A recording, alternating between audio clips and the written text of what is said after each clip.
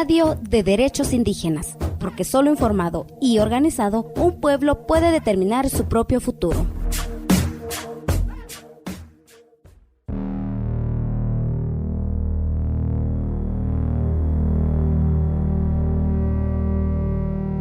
La violencia de género sigue siendo una de las violaciones de los derechos humanos más extendidas y generalizadas del mundo. Se calcula que a nivel global, 1 de cada 3 mujeres han sido víctimas de violencia física y o sexual al menos una vez en su vida. Y hoy, en el marco del Día Internacional de la Eliminación de la Violencia contra la Mujer, en Radio de Derechos Indígenas de Cultural Survival, preparamos un programa para denunciar las formas y los espacios en los que la violencia contra las mujeres sigue intensificándose. Hablaremos especialmente de la violencia digital.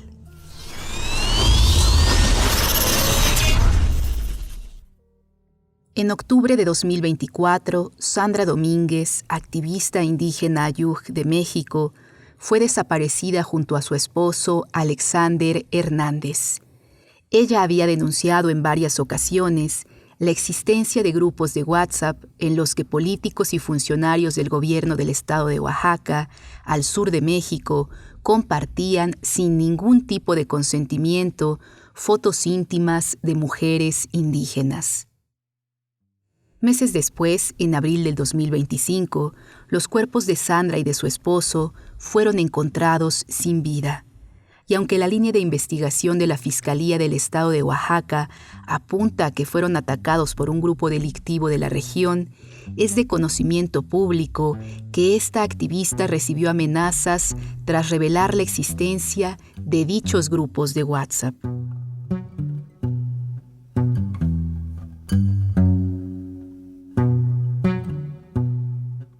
Sandra Domínguez, abogada y defensora de mujeres indígenas víctimas de violencia, denunció, como muchas mujeres más lo han hecho en años recientes, un caso de violencia digital de género, es decir, actos de violencia perpetrados contra mujeres a través de plataformas virtuales, redes sociales y aplicaciones, actos que dañan la privacidad, la dignidad, la seguridad y la intimidad, actos que violentan los derechos humanos de las mujeres en espacios digitales. En el caso de la denuncia que hizo Sandra Domínguez, se trataba de violencia digital relacionada con la difusión sin consentimiento de contenido íntimo o sexual. Pero la violencia digital incluye también el ciberacoso, la suplantación de identidad, la difamación, entre otros actos. Además, de acuerdo con la ONU, es una seria amenaza que pretende silenciar las voces de muchas mujeres, especialmente de aquellas con una alta presencia pública y digital en ámbitos como la política, el activismo o el periodismo. Vamos a conocer el caso de Lucía Ixchiu, mujer maya quiché de Guatemala, entrevistada por Rosy Sul González, integrante de Cultural Survival, durante la Conferencia de las Naciones Unidas sobre el Cambio Climático, COP, realizada en Brasil en noviembre del 2025. Yo soy Lucía Ixchiu, soy una mujer maya quiché de Iximulé, Guatemala, y estuve a cargo de la Coordinación General de la Comunicación de la Flotilla Yacumama, que salió hace casi 33 días del glaciar Cayambé, en Ecuador, donde nace el río Napo, que es afluente del río Amazonas. Bueno, lamentablemente creo que el Internet se ha convertido en la prolongación en un espacio de prolongación de violencia para las mujeres. En mi caso, de una década de trabajo desde el Internet y las redes sociales, sí pude ver cómo se ha desdibujado, digamos, la labor. Siento que es parte de un patrón de criminalización y de acoso a mi trabajo. Obviamente no soy la única viviendo esta realidad. Siento que es parte de la continuidad de las violencias machistas y patriarcales que incluso mujeres cometen contra otras en ese pacto, ¿verdad? Y en ese asumir para mí las dinámicas de competencia entre mujeres y que es el éxito del patriarcado para mí. especialmente del 2016 para acá, sí me ha tocado vivir una campaña de difamación, desprestigio y boicot de mi trabajo en las plataformas digitales, lo cual lamentablemente también hay un momento en el que se naturaliza este tipo de cosas, se naturaliza la difamación como una herramienta de descomposición social, pero también de desmovilización. Entonces creo que sí, que todavía falta mucho por realmente democratizar la opinión, porque hay una diferencia entre el discurso de odio y la libre emisión del pensamiento. Lucía Ixu, mujer indígena, periodista comunitaria, vivió durante varios años acoso y difamación a través de plataformas digitales y redes sociales, situación que escaló a violencia física y que finalmente la llevó a tomar la decisión de salir de Guatemala. Bueno, Guatemala es una dictadura judicial desde el 2017 que tiene a diferentes lideranzas indígenas en el exilio, que tiene a diferentes jueces, fiscales y gente que ha luchado por cambiar de forma estructural el país fuera. Yo salí justamente por una serie de acumulación de violencias, siento yo, del 2014 a la fecha, lo que nos tocó vivir y nos ha tocado vivir de violencia inclusive física, por nuestro trabajo de documentación, por nuestro trabajo como periodistas, creo que es innegable y es parte también de la decisión que me toca tomar a mí para salir del país. Siento que en este momento no hay condiciones en Guatemala realmente para poder ejercer nuestro trabajo libremente y realmente es parte lamentablemente de lo que nos toca enfrentar a las mujeres en medio de mucha soledad y en medio también de la difamación, porque yo creo que eso es lo que es más lamentable. Digamos que muchas veces lo que toca es asumir la cárcel, asumir la salida del país, o mucha gente que no tiene la posibilidad de contar esta historia, sino que es asesinada con toda impunidad. Guatemala este año, según un informe de Global Witness, es el país donde más defensores del territorio se ha asesinado en el 2024 per cápita. Y entonces creo que eso tiene como muy claro lo que significa hacer trabajo desde la defensa del territorio, desde las voces indígenas, porque yo creo que eso es algo bien importante. Ser pioneros en trabajo de comunicación desde las plataformas digitales también te vuelve un foco de agresión, también te vuelve un foco de acoso en todas las plataformas. Entonces creo que eso son algunas de las cosas que nos ha tocado enfrentar y que decidí salir de Guatemala para poder seguir haciendo mi trabajo, y creo que lo confirmé al participar en la flotilla Yacumama, que muchas de las cosas que aprendí a hacer en mi trabajo de comunicación en Guatemala las pude poner al servicio de otros pueblos originarios que también están luchando y defendiendo el territorio, y entonces ahí es cuando siento que hay un propósito de salir del país para seguir trabajando y para seguir sirviendo. En México, en Chiapas, estado ubicado en la región sureste y colindante precisamente con Guatemala, mujeres activistas y defensoras de derechos humanos han denunciado desde hace varios años la grabación, difusión y venta sin consentimiento de videos de contenido íntimo o de índole sexual de mujeres indígenas. Un tipo de violencia digital de la que se habla poco en los pueblos y comunidades indígenas y que es necesario visibilizar y denunciar. Yo soy Jennifer Josefina de la Torre del Fin, soy activista, defensora de derechos humanos y pertenezco a la red de defensoras digitales de Latinoamérica, más conocida como el Movimiento Político Social de la Ley Olimpia. Y nosotros atendemos los casos de violencia digital exclusivamente del tema de connotación sexual, porque puede haber otro tipo de violencia digital. Cuando hablamos de violencia digital sexual nos hablamos a toda esta parte de donde dos personas en un ámbito privado con un consentimiento mutuo se graban, pero aquí la violencia digital es cuando una de las dos partes violenta esa privacidad y a través de amenazas, chantajes, trata de amenazar con estas fotografías que normalmente son de contenido íntimo sexual. En todo el tema de la violencia digital, en la parte sexual, es difundir, compartir, publicar. Todos estos conceptos configuran la parte de violencia digital, ¿no? Y más cuando hay un tema de sin consentimiento. Al fenómeno de la grabación sin consentimiento de videos de contenido íntimo o de índole sexual de mujeres indígenas, se le ha denominado etnoporno, y de acuerdo con diversas investigaciones periodísticas, en el caso del estado de Chiapas, está ligado a grupos locales del crimen organizado. Cuando hablamos del porno es que hablamos de que hay una categoría de lucrativa incluso, que no solamente es con tema de amenaza, sino que también puede haber un tema lucrativo. Y justamente adentrándonos a la parte del etnoporno, que es algo que se está visibilizando más, porque no quiere decir que no pasaba, es que en esta parte de fichaje, pues tal vez étnico, de comunidades indígenas, donde pues graban a las personas sin su consentimiento en muchas de las ocasiones. Por ahí escuchábamos algunas denuncias que en baños públicos ponían cámaras, que obviamente en esos baños públicos eran las personas que iban de comunidades indígenas y que las grababan, ¿no? Pero entonces las grababan sin su consentimiento y eso es muy importante aclararlo. Y esta parte del etnoporno es la grabación, la venta, que se vincula directamente con redes criminales. Nosotros le llamamos a toda esta parte de sitios de explotación sexual, a todos esos sitios web donde lucran con el contenido íntimo sexual de las personas, porque en muchas partes de estos sitios web están almacenados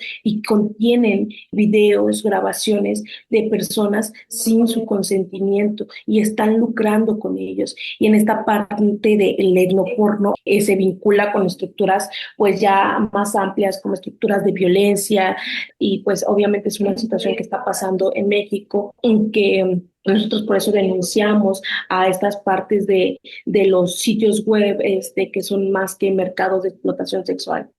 En el artículo académico El porno chamula o tzotzil, nuevas formas de colonización sexual de las mujeres indígenas, escrito en el año 2017 por Alicia Moncada Acosta, mujer indígena wayú e integrante de Cultural Survival, se analiza este fenómeno como una manifestación contemporánea de la continuidad de la colonización sexual de las mujeres indígenas, es decir, la continuidad de la apropiación y el control de los cuerpos, la sexualidad y la capacidad reproductiva de estas mujeres. Y se identifican dos contextos de producción en este contenido, uno ligado a los burdeles y moteles, y en el que son filmadas mujeres indígenas prostituidas, y otro vinculado a zonas rurales, y cuyas protagonistas no se relacionan en apariencia con la prostitución. Nos parece importante resaltar que en ambos casos se trata de violencia digital, pues las mujeres filmadas no dieron su consentimiento para que estos videos fueran distribuidos en páginas pornográficas o incluso vendidos clandestinamente en bares y cantinas de San Juan Chamula y de San Cristóbal de las Casas en Chiapas, México, así como en mercados y tianguis de la misma región. Se graban, no nada más en baños públicos, sino como lo comentabas, en hoteles, en lugares donde sin que las partes sepan que se está grabando. Y aquí en ambas partes, tanto el tema de las personas que lo hacen de forma consensuada y se graban de forma privada, no dan consentimiento para que se publique la imagen y la grabación en otros ámbitos, ¿no? Igualmente las personas, incluso creo que podría decir que hay un agravante peor con el tema de cuando es en lugares sin su consentimiento, claro, pero que no se sepa que se está grabando, porque esto ya constituye una violación directa a la privacidad y aunado a que se comercializa con estos videos y que incluso a veces atienden a sitios web de temas de explotación sexual, pero también de páginas que se conocen como mercados en Facebook, en Telegram, en todas estas plataformas en donde convergen todas estas agresores sexuales. Entonces, en cualquiera de las circunstancias es algo que justamente que desde el Movimiento Ley Olimpia venimos denunciando, porque pues se constituye un delito. En un artículo del periódico mexicano El Universal, publicado en abril del 2023, se menciona que las protagonistas de estos videos son mujeres indígenas muy jóvenes, quienes generalmente son engañadas para compartir o dejarse grabar por sus parejas, y por lo regular no denuncian a sus agresores, pues desconocen que ese hecho constituye un delito que puede ser castigado a través de la Ley Olimpia. Agregamos que la llamada Ley Olimpia es en realidad un conjunto de reformas legislativas pioneras a nivel mundial en materia de violencia digital. Aquí hay que comentar un poquito que el tema de la violencia digital era un concepto que no se conocía, pero no quiere decir que no pasaba, ¿no? Entonces, cuando una de las primeras activistas, que es conocida, Olimpia Coral Melo Cruz, pasa esta situación de forma personal, empieza no a inspirar, y eso me gustaría comentarlo, no inspirar una ley, sino a hacerla, porque no había ninguna configuración de esto. Entendimos que lo que estaba sucediendo no era correcto y se empieza a hacer un trabajo sí jurídico, sí de teórico, sí de legislativo, porque se fue, por ejemplo, en la parte de México, estado por estado, generando estas reformas, uno para ponerle una carga punitiva, pero también el tema de reconocer esto como un concepto de violencia en esta reconfiguración de los tipos y modalidades de violencia que existen. Entonces fue un tema teórico, pero también jurídico y legislativo, y que se empezó a dar de forma homogénea, impulsado por sobrevivientes de violencia digital, porque no nada más lo que le pasaba a Olimpia era esta parte, ¿no? Sino habían otras mujeres de otros estados que también le estaban pasando el tema de violencia digital, ahora ya conocida como violencia digital, ¿no? Y también me estaba pasando lo mismo. Entonces lo empezamos a acompañar desde un movimiento feminista, lo empezamos a acompañar desde un movimiento sororo entre sobrevivientes de violencia digital en todos los espacios. Y ahí nosotros también entendimos esta parte de cómo acompañar, porque no éramos sabedoras de esto, no conocíamos o no sabíamos cómo atender estas partes, porque al final eran cosas que nos atravesaban de forma directa y no sabíamos cómo dar el acompañamiento. En México, gracias a la lucha de mujeres sobrevivientes de violencia digital, en particular de Olimpia Coral Melo, se logró colocar este tema antes invisible en la agenda pública y se consiguió que este país se convirtiera en el año 2021 en uno de los primeros países del mundo en tener legislación y políticas públicas en relación con la violencia digital de género. En México, la existencia de este delito está contemplada en la Ley de Acceso de las Mujeres a una vida libre de violencia. Porque no creemos que todo sea punitivo también, como la panacea, o que ya con el tema de la reforma ya no pasa la violencia digital. Sería falso decir eso. Sin embargo, sí vimos qué partes podían converger en un amparo de todas las mujeres.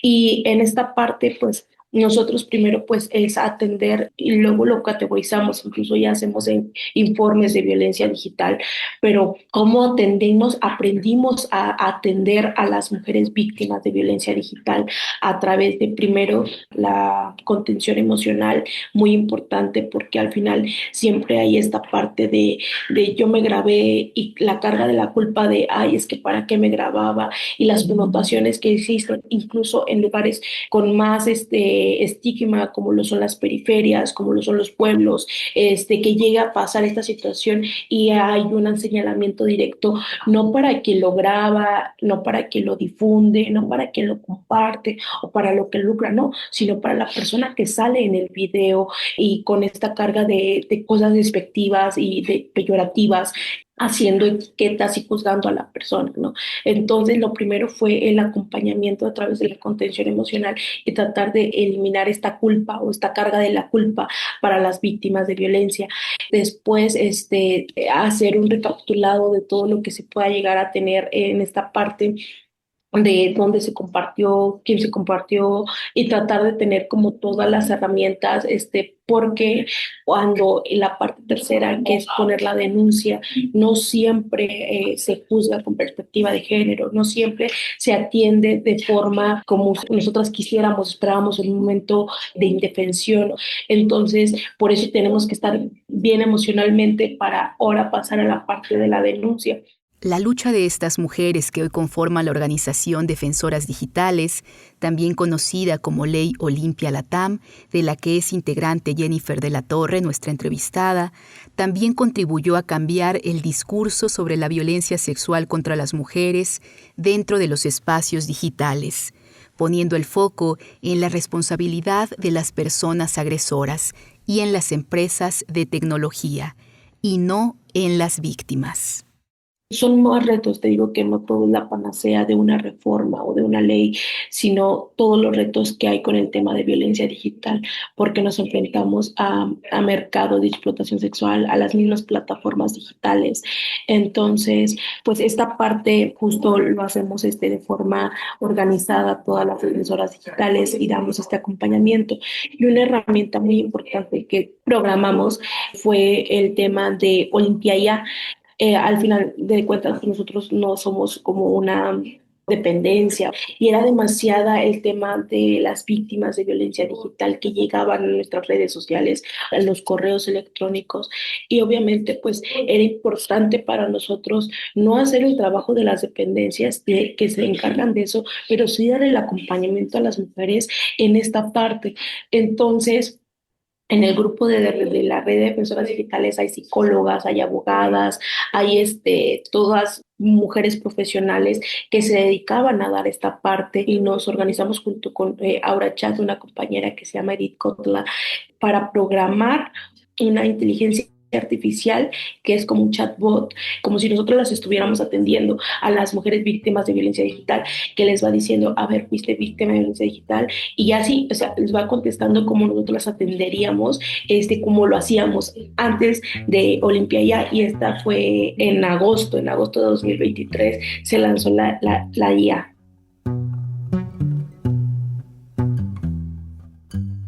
Videograbar, audiograbar, fotografiar o elaborar videos reales o simulados de contenido sexual íntimo de una persona sin su consentimiento o mediante engaños es un delito en México. Exponer, distribuir, difundir, exhibir, reproducir, transmitir, comercializar, ofertar, intercambiar y compartir imágenes, audios o videos de contenido sexual íntimo de una persona sabiendo que no hay consentimiento y mediante materiales impresos, correo electrónico, mensajes telefónicos, redes sociales o cualquier medio tecnológico es un delito en México. Hay que entender que se plantea en México en diferentes partes. Primero, está establecido como violencia digital en la Ley General de Acceso a las Mujeres a una Vida Libre de Violencia. Entonces, esto ya es como una categoría de violencia digital y que está constituido. Pero también se establece en el Código Penal Federal. Y ahí es donde está la pena, que varía en dos cosas. La primera de ellas es que se puede constituir como el Código Penal Federal, y, por ejemplo, utilizándolo en el principio pro persona, lo que más te beneficia a la persona. Pero también varía de acuerdo al Código Penal de cada estado, cuando se hizo la reforma. Y varía en temas de sanción punitiva, de 5 a 6 años, de 4 a 6 años, o sea, más o menos el tema el tema punitivo, ¿no? Para castigar. Pero también el tema de los conceptos que nosotros decíamos, ¿no? Cuando hablamos de violencia digital y cuando a alguien se le puede decir es si constituyó algún tipo de estos conceptos, ¿no?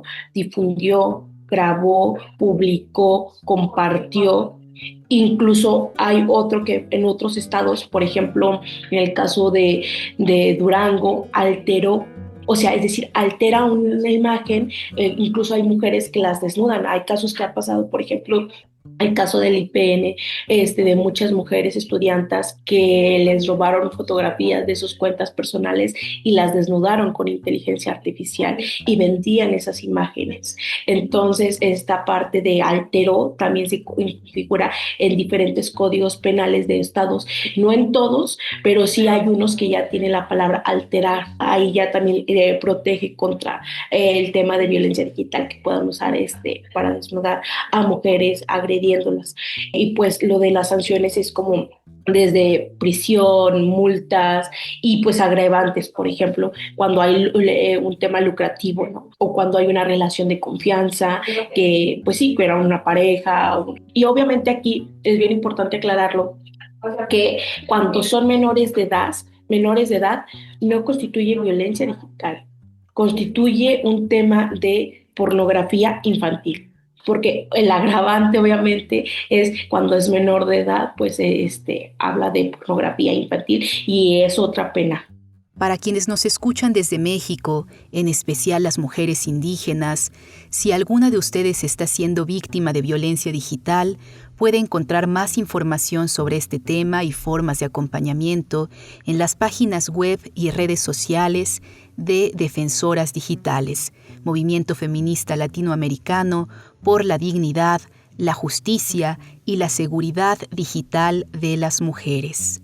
Nosotros podríamos dar algunos ejemplos de seguridad, ¿no? Pero creo que al final todas las mujeres estamos expuestas a esto. Y no solo que estamos expuestas, que también es muy difícil tratar de decir, con estas cosas de seguridad ya no te va a pasar. No, es una mentira, pero sí hace que sea un poco menos riesgoso que llegue a pasar. Entonces, cuidar su seguridad, y cuando decimos cuidar su seguridad es revisar los espacios donde ellas están. Por ejemplo, si ya sabemos en el tema de las mujeres indígenas o se conoce a través de la investigación que son en hoteles, en baños, en lugares donde graban a mujeres, entonces revisar minuciosamente esta parte de estos lugares, y en caso de encontrar algo, por ejemplo, un tema aquí pasó como ejemplo de estudio de caso en Durango. Había una cámara en un cuadrito de los cargadores de celular. Estaba en el baño de donde estaban varias mujeres cargando un celular, entonces pues no había problema porque estaban diciendo, pues están en la conexión, ¿no? Pero ese cuadrito del cargador del celular era una cámara. Entonces, es bien importante asegurar estos espacios, y si detectamos algo que no es normal, pues hacer esta denuncia. Cuando ya haya eso, pues obviamente preservar la evidencia. Preservar la evidencia nos referimos a guardar cuando encuentren, por ejemplo, contenido íntimo sexual, los URLs, los links o los sitios web, capturas de pantalla, los IDs, y tener el respaldo de eso, porque al final esta parte es como la evidencia de la violencia. Y obviamente también hay una parte de la remoción de ese contenido a través de, por ejemplo, de las mismas plataformas, aunque no es como lo deseable, pero para poder quitar o bajar contenido, por ejemplo, en Meta, en todo lo que tiene que ver con Meta, se hace una denuncia en esa situación y bajan el contenido. Pero antes de bajar el contenido es importante tomar evidencia si quieres proceder con un tema de denuncia. En caso de que quieran hacerlo, pues en las fiscalías, y pues que se hagan acompañar pues, de las organizaciones o las dependencias que tienen la responsabilidad de apoyarlas, como los institutos de las mujeres, secretarías de las mujeres. No sé, en Ciudad de México hay algo que se llama como las lunas, o todas estas partes de comunidades, o incluso con organizaciones o colectivas feministas. También en ocasiones muchas mujeres pues se apoyan de estas organizaciones como para dar esta contención y pues llevar al ámbito la resolución de este tema. Para quienes nos escuchan desde otros territorios del Abya Yala, queremos comentarles que de acuerdo con Ley Olimpia Latam, actualmente la mitad de los países de la región latinoamericana cuentan con marcos normativos específicos que reconocen la violencia contra las mujeres por razón de género, pero aún son pocos los países que reconocen la violencia digital desde una perspectiva feminista. Resaltamos los casos de Argentina y de Colombia, países que aprobaron reformas inspiradas en la Ley Olimpia.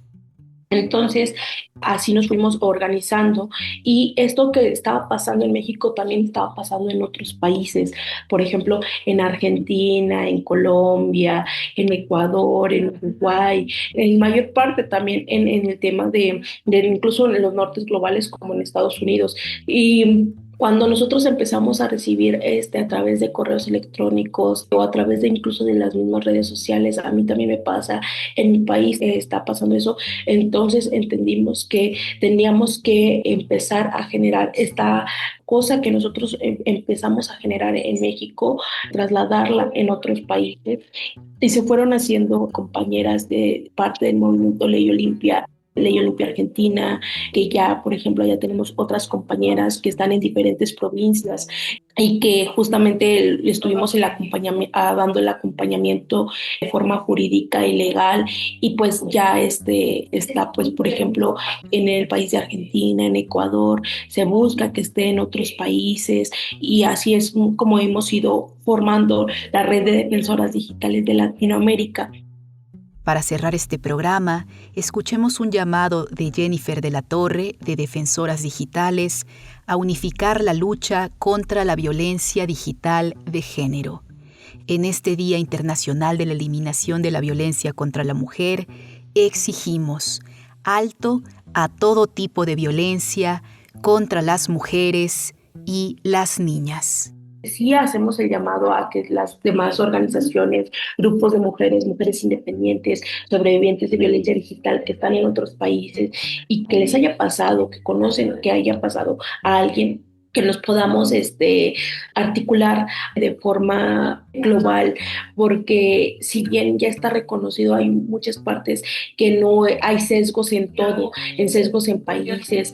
Creo que es bien importante que las personas que escuchen esto nos podamos encontrar, porque incluso ya sabemos que también hay un sesgo en el algoritmo, ¿no? Y que el algoritmo también en ocasiones hace que no nos encontremos. Entonces, en estos espacios de radio es bien importante porque pues tiene el alcance en todos los territorios. Nosotros ponemos a disposición obviamente el tema de las redes sociales, que es como Ley Olimpia Latam de Latinoamérica, y tenemos el correo que pues es leyolimpia@gmail.com, que es el que más usamos. Las mismas redes sociales de Olimpia y de Defensoras Digitales, hay redes sociales de Ley Olimpia Argentina también, hay redes sociales de Ley Olimpia Colombia, que administran las mismas compañías de esos países. Entonces sería que nos encontráramos, y también un llamado, por ejemplo, no sé si nos escuchan, pues algunas personas tomadoras de decisión que estén en otros países y que puedan saber que el tema pues de la violencia digital debe de estar constituido como una violencia hacia las mujeres y pues tiene que estar configurado en sus leyes, en sus normas jurídicas en todos los países. Y pues un llamado también a que sigamos protegiendo la defensa de los espacios digitales libres de violencia para mujeres y niñas.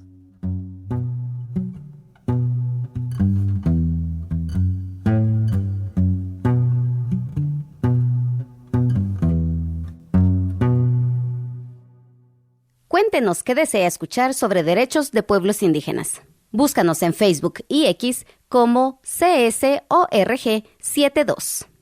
Te invitamos a suscribirte a nuestro canal de YouTube, a dejar tu reseña de 5 estrellas en nuestro canal de Spotify y a seguirnos en TikTok como @Radio de Derechos Indígenas.